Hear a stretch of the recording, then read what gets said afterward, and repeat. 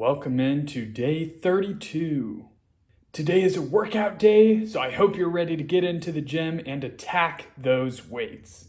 As always in the workout videos, I am going to go ahead and cover an exercise that we have in the trainer, break it down for you, and show you the proper execution to get the absolute most out of that exercise. So here we go.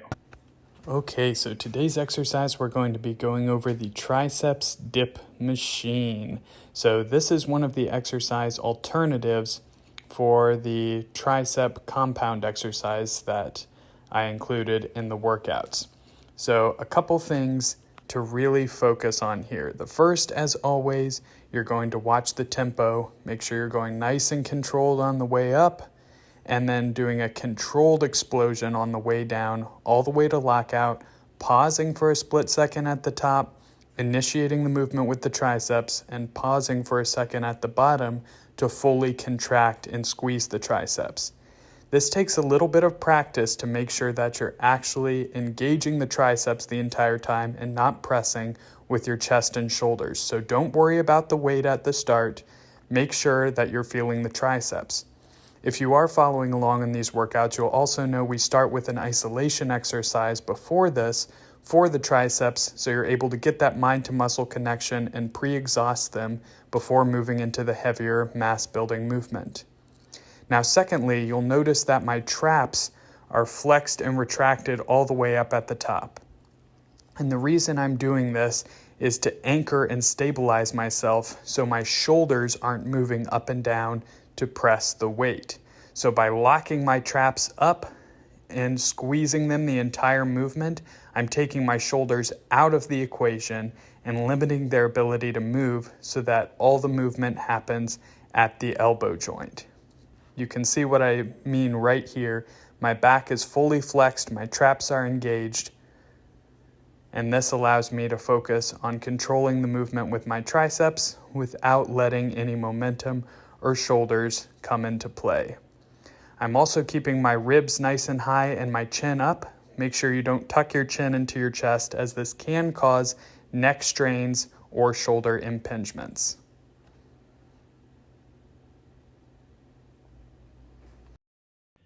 I hope that was able to show you a thing or two. If you have any further questions on that exercise or have a particular question that you would like me to answer in a future video, as always, feel free to leave it down in the comment section below. Now, in this video, I also wanted to give you guys a couple updates on how my progress is going, and we'll get to that this weekend as far as progress pictures.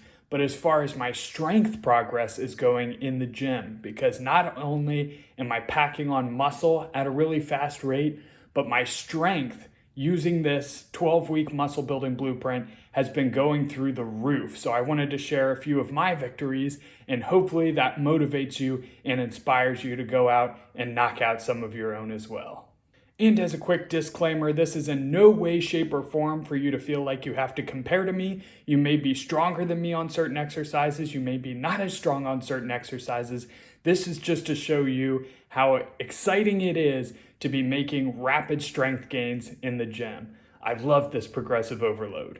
So the way the workouts are set up through the week and the way the exercises are set up and the repetition ranges, I've been able to progressively overload either in reps or weight or both on every single exercise, every single time the workout comes around in the cycle. So that in itself is super exciting, and the reason I've been able to accumulate so much muscle mass and strength gains in such a short period of time. But in this video, I'm going to focus on just a couple exercises that I feel especially excited about and have made some major strength jumps on. The first one is the Romanian deadlift. So I'm super excited about this one. I started off, and remember, this is just about 5 weeks into this thing, doing 6 repetitions with 315 pounds on the Romanian deadlifts. So for those of you who aren't familiar with the Romanian deadlift, it's basically like a deadlift mixed with a straight leg deadlift. So you have a slight bend in the knees, you're focusing on the hamstrings and pushing your butt back as you come down. And one of the most important factors is you're not bringing the weight all the way down to the ground. So you're not bouncing the weight off the ground. You're just stretching down into a deep hamstring stretch, bringing the bar to about mid-shin level, and then controlled driving back up, squeezing the hamstrings and glutes into the top position. So I started off this trainer. The first time I went through the workout cycle, I did 315 pounds for 6 repetitions, which in itself isn't too bad for a straight-legged deadlift type movement. And another key factor to keep in mind, all of these exercises I'm doing in a very controlled, slow manner. So that's another factor. That variable does not change. The most recent time I did the Romanian deadlifts, I was able to do 405 pounds for 7 clean repetitions. If anything, cleaner than the 315 for 6 that I started at. So that's nearly a 100-pound jump in 5 weeks. Plus I added on a rep. I went from 6 reps to 7 reps on that. And keeping the weight perfectly clean. So that was super exciting, and I can't wait to see how I continue to progress in the Romanian deadlift. The next 2 exercises I was super excited about because I actually maxed out the machine on this, and that is the donkey calf raise and the seated hamstring curl. So hamstrings and calves have tended to be a weaker area in my physique, so I'm really focusing on bringing those up, and they have come up a long way. Now with the donkey calf raise machine, I got to the point pretty quickly in where I maxed out the machine for 20 repetitions, as the machine only goes up to 400 pounds. Now again, these are slow, controlled repetitions, exactly like I demonstrated in my video about a week earlier regarding calf training. So I maxed it out at 400 pounds.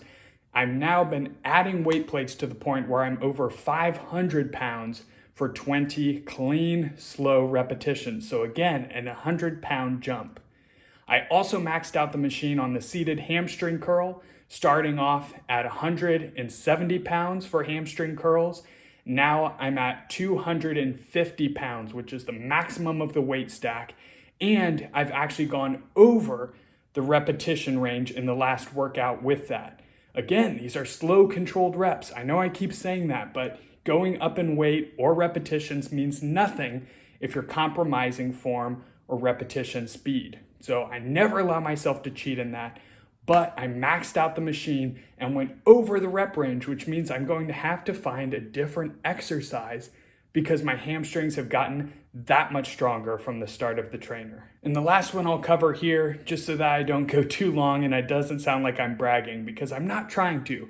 I'm really just super excited about this, and I want to share my end of the journey with you and hopefully motivate you on your end as well. And that would be the pull-ups.